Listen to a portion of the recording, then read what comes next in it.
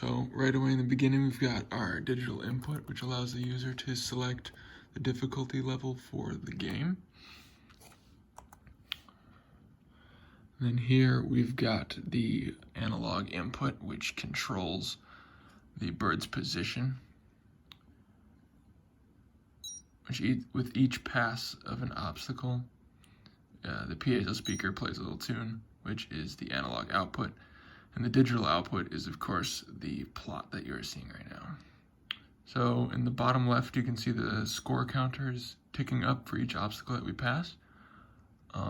If we get a high score, it will save that high score in a text file. And let's see, if we get a high score, which I think should be 7, it will let us know when we die. Yep, as you can see, it knows that we've achieved a high score.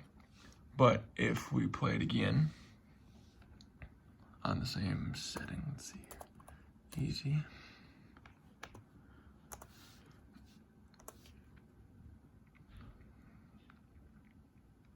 And I'll just die right away, and it won't tell me that I've gotten a high score, and it will not save that score to the file because it is not a high score.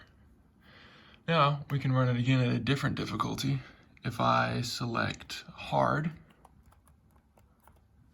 that will change the gap size in the obstacle. So zoom in a little bit here. As you can see, it's a lot different.